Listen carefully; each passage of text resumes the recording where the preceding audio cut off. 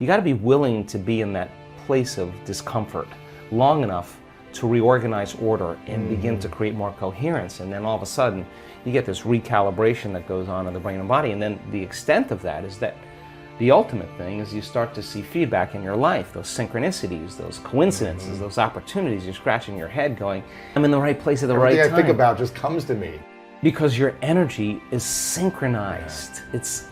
Look, I mean, when you have coherence in the brain and heart, you have a laser of energy, and it could read information much better. You're living in stress, and your brain is shifting its attention from one person to another problem, to another thing, to another place to go.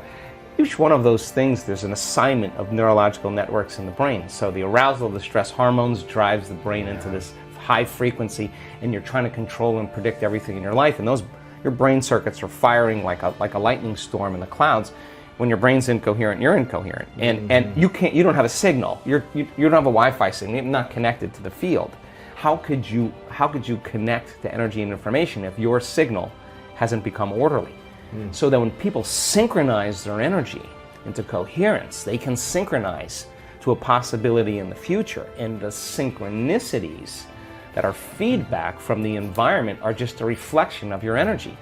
And that's the universe saying, follow the breadcrumbs, do it again, follow it again, do it again. And now all of a sudden the person's not waking up in the morning like, oh, I gotta meditate now to create my future. They're kind of going like, I'm getting out of bed because I don't want the magic to end, right? They want to sustain that state so that the old reality that they've lived in begins to transform into something new, and because there's no longer a vibrational match with everyone and everything in their past, present reality. A researcher out of Yale University that in the 1940s that was studying electromagnetic fields around living organisms. And in the 1940s at Yale University, nobody was doing this, and he was a vitalist. He wanted to understand the unseen fields around living organisms. So he started studying eggs, all kinds of eggs. Chicken eggs, swallow eggs, reptile eggs, snake eggs, salamander eggs, there's all kinds of eggs. And he was using a magnetometer, and what he found was what 100% of the time, no matter what egg he measured, the positive charge was always at the head, and the negative charge was always at the tail. Well, if you have positive charge on one end and negative charge on the other end, you got an external electromagnetic field called the magnetic field. That's a magnet, right? What happens with human beings is every thought has a frequency. Every thought produces a chemical. So if you keep obsessing about your lack of finances, your lack of time, your lack of energy, lack, and those thoughts. I don't have this, I need this, What are the chemicals you're feeding your body? You're taking thought, it's producing a frequency, and that frequency in the form of chemistry is storing that thought emotionally right in your second center. You feel guilty, you feel unhappy. The moment you feel unhappy, then you generate more thoughts equal to that feeling, which makes more chemicals, and you keep taking energy from the brain and storing it in the body. If you react to people in your life and you feel anger, frustration, whether it's traffic, the news, whatever it is, parents, whatever, you're drawing from this field, this electromagnetic field, you're tapping that resource, and you're making chemistry out of it, and the field shrinks. So now, by doing that and living in survival, the body no longer is a magnet. So now you have very little energy in the brain. In fact, 5% of the energy is in the brain, and 95% is stored in the body. Now the body's been conditioned emotionally. So a lot of energy in the body, very little in the brain. So in our work, do we want energy to be in the brain? We want to move energy back up to the brain. So what does that do when we move the energy from the body to the brain or the heart? Well, this is a great thing, because once it makes it here, it's going up, right? So we do these different meditations and these different techniques to draw that energy right up to the top of the head. Now, when this energy shakes loose and it starts to move, the sympathetic nervous system switches on. And instead of releasing energy out like you're being chased by a predator or you're having an orgasm, that same energy is going up into the brain, and the brain switches on, and it goes into these very high frequencies called gamma brainwave patterns. Now the person has an arousal, but the arousal isn't fear. Not an orgasm. Well, in the brain. An orgasm of the mind. Yeah, exactly. It's energy that's being released into the brain, and you can only describe it as ecstasy or bliss. So the energy of guilt that was stored from thinking and feeling in the same way releases, and it travels up to the brain and it's going back. And when it reaches the brain, what happens? You get more energy in the brain and it begins to produce that external field. So you're beginning to create a field around your body. You can imagine the future as opposed to staying in something from the past. Well, once the energy's moved, you're going to feel pretty blessed in that moment. The amazing thing is that rush of energy that's moving into the brain is changing the brain's physiology and producing that field. And now you have energy to heal. Now the body is a magnet again.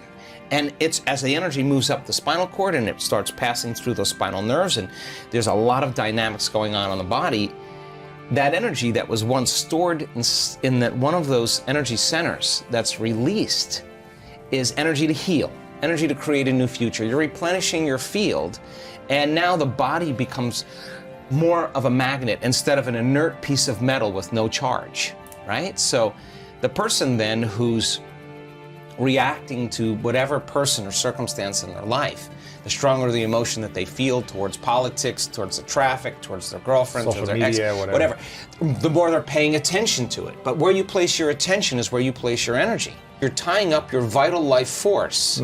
You're giving your power away to that person or that circumstance that you could be using to create a new life with. So when a person's sitting in their meditation, and I love doing this, we just had an event in Marco Island. I'm going to take people further than where they normally go. I know they're going to go, oh, well, I'm done with my meditation. No, you're not done.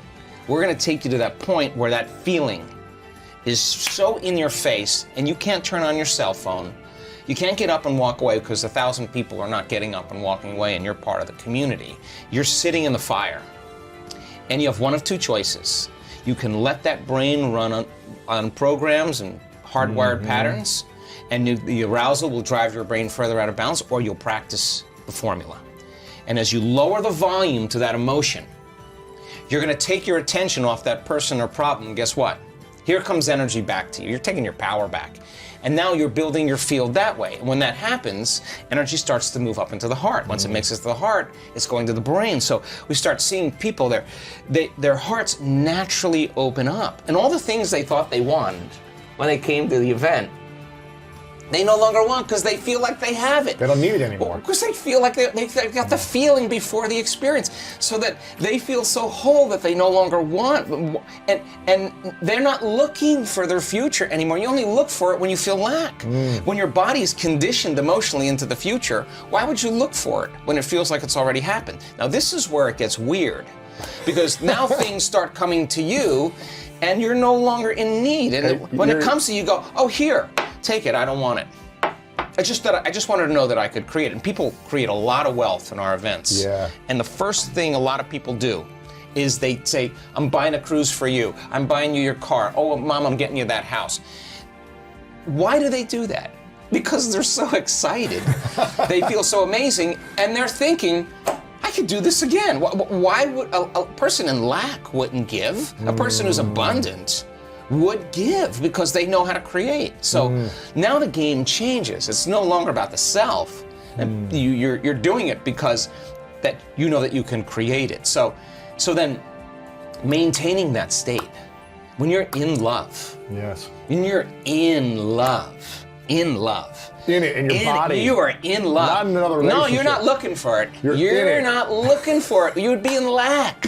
When you're in love, there's nothing to do. You're in love. You're the magnet. You are it. And so you are love. Yeah. So the events that come into your life would not only be just a reflection of a relationship with someone that you wanted to be intimate with. You would have meaningful, loving relationships that would enhance that feeling. And when it didn't, you would say, "Ooh, you know what?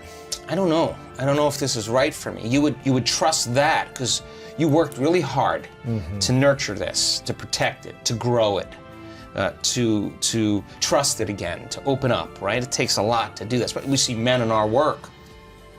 I was on them this week. I never let up on those guys. Big, macho guys. You want to know what courage is? Let's go. Let's open that heart.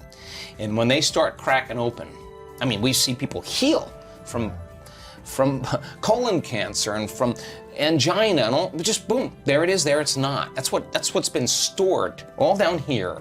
Once they open this up and it moves, the body is transforming in that moment.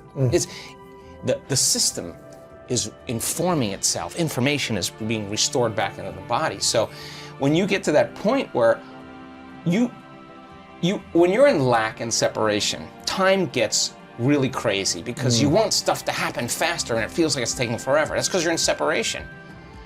When you're in love and you're in connected, you don't want the moment to end. I mean, I had three guys over for dinner last night, all these academics.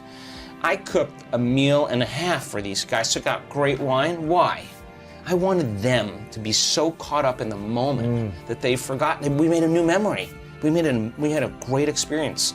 And life then is about experiencing it in love. Like, I'm not going to be guilty of what I'm eating or judge what I'm eating if I've cooked a great meal. Let's eat, because the guilt is worse than whatever it is you think is bad for you. So then, when you're feeling those elevated emotions and you're locked in love, then you see life through the lens of love, and there's compassion. Like, you could look at your greatest adversary, the person that threw you under the bus, and you've overcome yourself and you've done the work. They've stolen from you, they've tried to talk bad about you behind your back. Trashing on you, all that stuff. You'll look at them and you'll see a part of yourself that you used to be that you no longer are, and you have nothing but understanding and compassion for them. Like, wow, I feel for that person. They're hurting. They're struggling. I used to be like that, but you're no longer that. When you're that, then they push your buttons. When you're not, you're reactive to that. Because you're equal, but when you've overcome it, why would you do that? You would see them as somebody struggling, just like you see a child who's throwing a tantrum, just like others.